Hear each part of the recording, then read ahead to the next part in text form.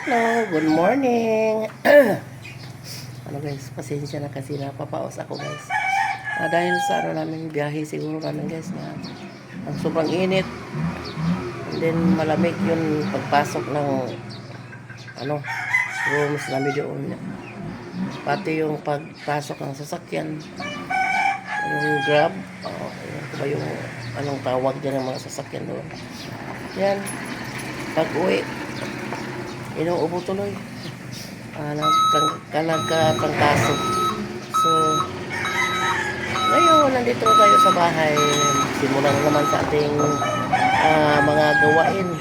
So, ngayon, masama ako ni Donnie maghatid ni Dane sa, doon sa bayan ng Trinidad. Doon daw siya sa Trinidad. Kasi magbili ako ng pasa or pagkain ng ating biik.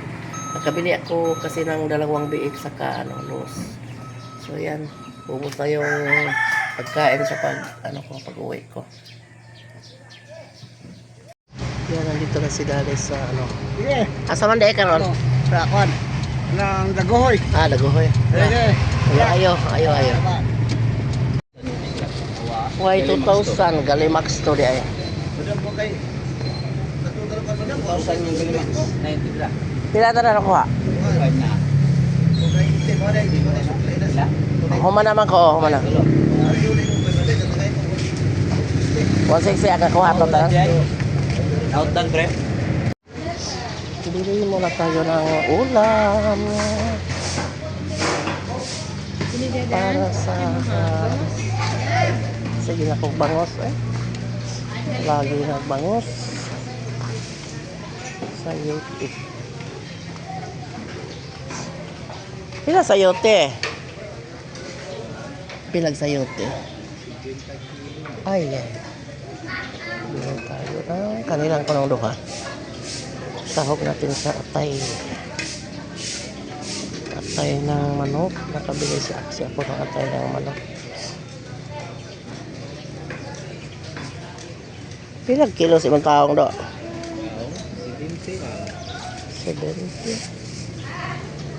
Tingnan yung pera natin pagkasyang kanilang excuse me po.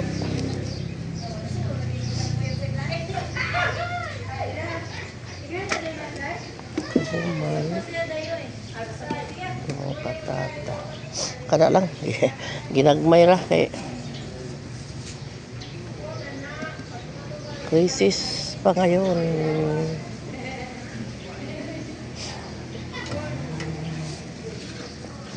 Hindi pa yung ito lang gamay. Kanina lang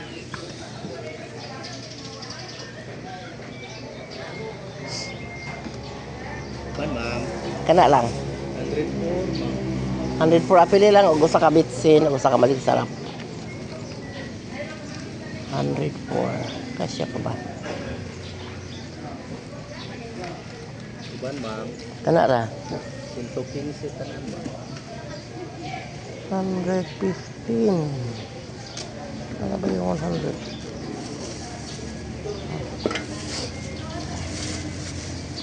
120 okay. Ito na lang.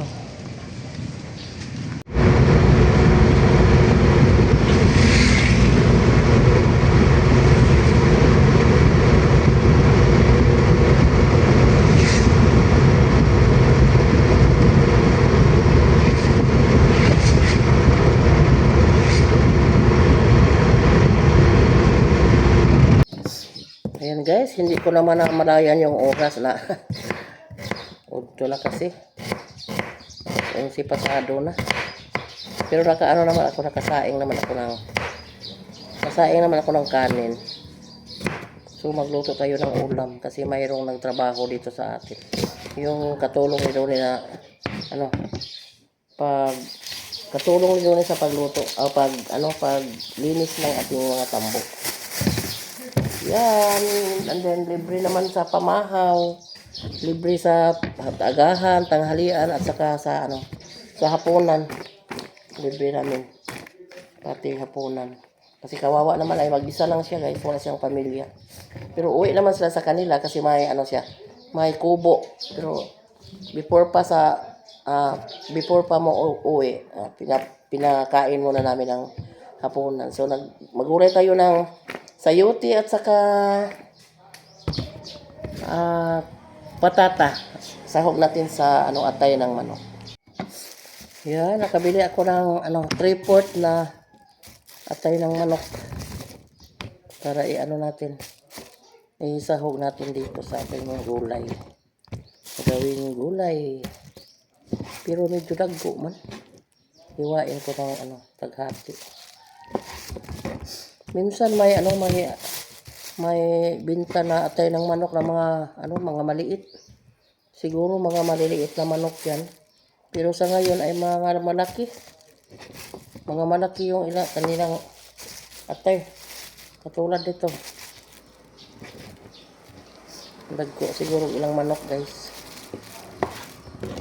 Yan, doon tayo magluto sa ating dirty kitchen, guys, kasi mula noong nagmahal yung gas, hindi na ako nakabili ng gas.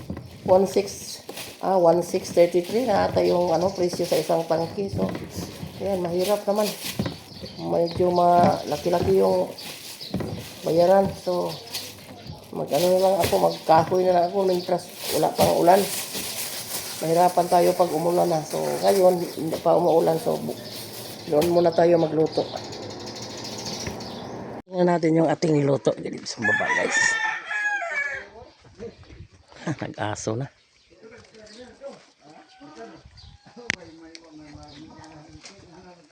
Ayan. Malambot na siguro ito, guys.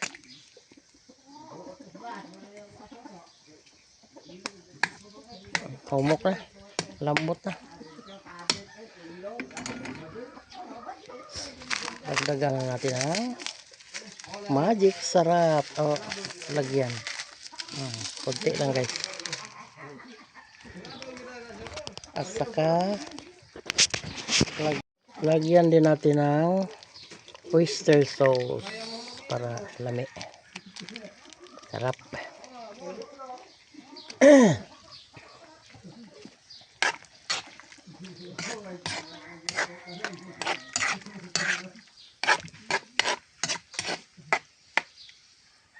Right na, guys.